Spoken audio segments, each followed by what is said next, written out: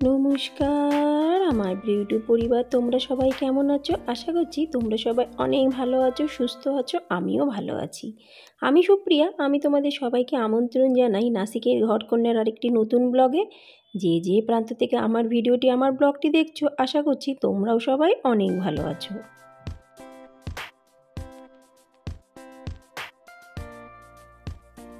কখন সকাল হয়, কখন সন্ধে হয়, কখন রাত হয়, কিছুই বুঝতে পারি না। ঘড়ির কাঁটার আগে আগে আমি যেন চলি। মাঝে মাঝে মনে হয় আমি যেন মানুষ না, মেশিন, একটা যন্ত্র। কিন্তু বাস্তবে কিন্তু সেটা না। যেহেতু প্রথম থেকেই আমি সব কিছু প্ল্যান করে করে করি, ওই জন্য কিন্তু অনেকেই দেখলে ভাবে কি সারাদিন কাজ করে। না, আমি কিন্তু সারাদিন কাজ করি না। আমার একটা নির্দিষ্ট টাইম আছে, নির্দিষ্ট একটা রুটিন আমি তৈরি করে রাখি, কখন কোন কাজ করতে হবে।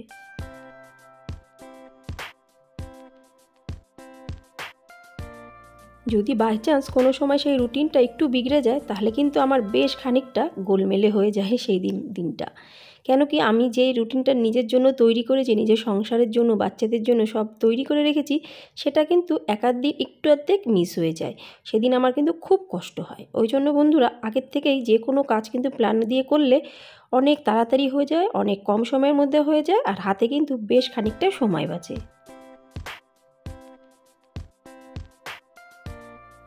আজ একটু কাজবাজগুলো না তাড়াতাড়ি করে করছি, শর্টে না কিন্তু, ঠিক মতনই করছি, কিন্তু স্পিডটা একটু বাড়িয়ে দিলাম। কোনো ফোন অ্যাটেন্ড করতে পারছি না সকালবেলার থেকে, কারোর সাথে গল্প করতে পারছি না। অন্য দিন তাও একটু করি, কিন্তু আজ কিন্তু একদমই না। ওই দিকে যেতে গেলে এদিকে কিন্তু কাজের যে একটা গতি, সেটা কিন্তু একটু নষ্ট হয়ে যাবে। কেন কি, আজকে যাব হসপিটালে ছোটো মেয়েকে দেখাতে। তাই ভাবলাম যে বেকার বেকার সময় নষ্ট না করে কাজগুলো তাড়াতাড়ি করি। যেদিনকে আমি বাইরে বেরাই, সেদিন কিন্তু আমি দুবেলা রান্না একসাথেই করে রাখি। কেন কি, বাইরের থেকে এসে সেই রান্না করার আমার আর সেই মানসিকতা থাকে না। ওই জন্য ভাতটা বসিয়ে দিয়েছি, সেটাও কিন্তু দুবেলার জন্য। রুটিটা এখনও করিনি।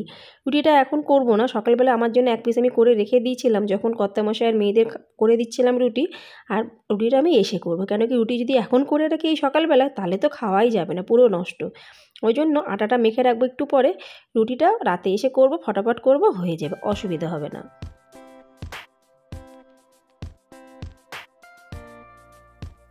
প্রত্যেকের সংসারেই কম বেশি কাজ থাকে, কারুর একটু বেশি, কারুর একটু কম, কিন্তু থাকে কিন্তু অবশ্যই। সেটা হলো সংসারটা বড় হোক আর ছোট হোক, বাসন অল্প হোক আর বেশি হোক। আমরা কিন্তু চারজনের পরিবার আমার। কিন্তু তোমরা দেখতেই পারো, কাজ কিন্তু আমার কম না। বাড়িঘর সামলানো থেকে শুরু করে বাচ্চাকে ঠিকঠাকভাবে রাখা, তাদের দিকে খেয়াল রাখা, কর্তামশাই ঠিকঠাক টিফিন দেওয়া, জামাকাপড় ধোয়া, ঘর গুছানো, সব কিছু। তোমাদের সাথে কথা বলতে বলতে জামাকাপড়গুলো মেলালাম, তারপরে দেখো ঝিরঝির করে বৃষ্টি এসে গেলে আমার বারান্দায় কিন্তু বৃষ্টির টোপ চলে আসে হাওয়াতে। ওই জন্য আবার ঝটপট করে জামাকাপড়গুলো আমি তুলে রাখছি। কেন কি, এই শুকনো জামাকাপড়ে যদি বৃষ্টির জল আসে, এগুলো কিন্তু ছাতগুলো পড়ে যাবে। তোমরা কি বলো সেটা আমাকে কিন্তু অবশ্যই কমেন্টসে জানিও। প্রতিদিনকার মতো আজকেও কিন্তু তোমাদের সঙ্গে আমি দুটো কমেন্টস অবশ্যই শেয়ার করব। প্রথম কমেন্টসটি হলো, যে বোনটি লিখেছে শ্রুতি ভিউয়ার্স, সে জাপানে থাকে। সেখান থেকে কিন্তু প্রতিদিন আমার কিন্তু একটা করে কমেন্টস আসবেই আসবে।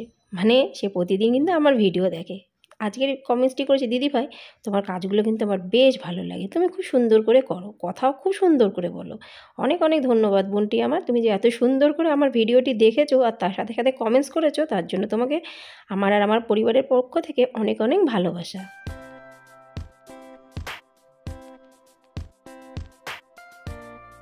আর একটা কমেন্টস এক ভাই লিখেছে। এই ভাইও কিন্তু ইউটিউব পরিবারেরই সদস্য। আমি কিন্তু ইউটিউব পরিবারে এসে অনেক ভাই বোন বন্ধুবান্ধব পাতিয়েছি। তোমরা কেমন পাতিয়েছো অবশ্যই আমাকে কমেন্টসে জানিও। যাই হোক, সে ভাইটি লিখেছে, মিষ্টি দিদি সত্যি প্রতিদিনকার কাজবাজ কিন্তু প্রচুর, তুমি একা হাতে অনেক কাজবাজ করো, খুব ভালো লাগে তোমার ভিডিওগুলো। অনেক অনেক ধন্যবাদ ভাই। আর ভাইটার নাম হলো ট্রেন কি দুনিয়া, মানে বুঝতেই পারছো, সে হলো ট্রেন কি দুনিয়াতে হলো তার নাম। যাই হোক, আরও অনেক অনেক কমেন্টস আছে, তার থেকে দুটো কমেন্টস আমি শেয়ার করলাম তোমাদের সাথে। আর যারা যারা আমার ভিডিও দেখেছো, আমাকে কমেন্টস করেছো, সবাইকে অনেক অনেক ধন্যবাদ, অনেক অনেক ভালোবাসা। আর আজকে দেখো আমি বানাবো মাছের মাথা দিয়ে মুগের ডাল। মাছের মাথা কিন্তু আর্ধেকটা মাছের মাথা আমি বাঁধাকপির মধ্যে দিয়েছিলাম, আর আর্ধেকটা রেখে দিয়েছিলাম, সেটাকে দিয়ে আজকে আমি মুগের মুড়ি ঘন্টও বানাবো। তো যাই হোক, আমি ঝটপট করে কিন্তু কাজ করছি। কেন কি, প্রথমেই বলে দিয়েছি আজকে কিন্তু আমাকে ডাক্তারের কাছে যেতেই হবে।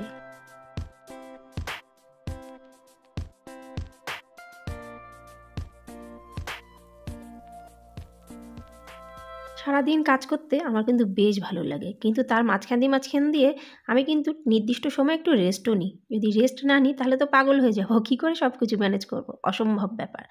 ওই জন্য সেটাও তোমাদের সাথে কিন্তু আমি শেয়ার করে দিলাম। ঠিক যখন আমার দরকার পড়ে যে আর কাজ করার দরকার নেই, তখন কিন্তু আমি চুপচাপ বসে থাকি, হয় টিভি দেখি, নাহলে পেপার পড়ি, নাহলে বাচ্চাদের সাথে একটু খেলা করি। করবো তো অবশ্যই, কেন কি আমিও তো মানুষ, মেশিন তো না। মেশিনও বেশি চললে কিন্তু খারাপ হয়ে যায়। ওই জন্য নির্দিষ্ট সময় অন্তর অন্তর আমিও কিন্তু একটু বসে পড়ি। আর এখন আরাম করে বসে আমি চা খাচ্ছি, অনেকটা কাজবাজ করে নিয়েছি। চা খাওয়ার সময় আমি কিন্তু কোনো সময় কথা বলি না, কেন কি আমার জন্য মনে হয় চা খেতে গেলে একটু শান্তির প্রয়োজন হয়। চা খাওয়া শেষ, তখনই আসলো আমার এক বান্ধবী, এই পাশেই থাকে। আমি বললাম ঠিক আছে বসো, একটা জিনিস বানাই। সেটা হলো মহারাষ্ট্রের সবথেকে ফেমাস, মানে মারাঠিদের সবথেকে ফেমাস হলো পোহা। আমি কিন্তু বেশ ভালো পোহা বানাতে পারি। তাই আমি বললাম শুধু শুধু চা খাবে, ওর থেকে ভালো একটু পোহা বানিয়ে দিই। ওই জন্য আমরা দুজন বসে কিন্তু একটু পোহা খেলাম। পোহা মানে কী বলো তো, চিড়ের পোলাও। আর এখন রান্না করছি মুড়িঘণ্টর সাথে সাথে এই যে পনিরের ভুজিয়া। পনিরের ভুজিয়াটা কিন্তু খেতে দারুণ লাগে। এটা কিন্তু রাতের জন্য আমি অগ্রিম করে রাখছি। তোমাদের প্রথমেই বললাম আটাটা পরে মাখবো, কেন কি রুটিটা এসে গরম গরম করব। আর তরকারিটা করে রাখলাম, তাহলে আমার রাতে কোনো অসুবিধা নেই। দুই বেলারটা আমি এক বেলাতেই কিন্তু সেরে রাখলাম।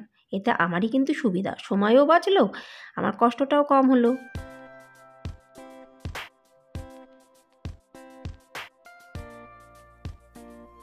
সংসার সামলানো বাচ্চাদের খেলা না কিন্তু, দেখলে মনে হয় কিছুই তো না।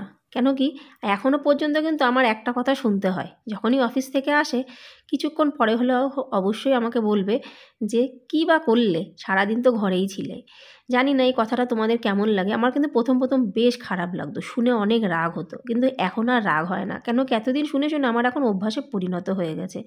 কেন কি পুরুষ মানুষদের লাগে, আমরা যারা গৃহিণীরা, বেশিরভাগ পুরুষ মানুষ, আমি সবার কথা কিন্তু বলছি না, ঘরে বসে আমরা কিছুই করি না, কিছুই কোনো কাজ বাজ নেই, তাহলে পুরো ঘরটাকে কে সামলায়? সে যাই হোক বন্ধুরা, আজকের ভিডিওটি এই পর্যন্তই, এখানেই সমাপ্ত করছি। ভালো লাগলে লাইক, সাবস্ক্রাইব, শেয়ার, কমেন্টস করে কিন্তু অবশ্যই আমার পাশে থেকো। তাহলে আজ এই পর্যন্তই, আবার তোমাদের সঙ্গে দেখা হবে পরবর্তী ব্লগে। ততক্ষণের জন্য নমস্কার।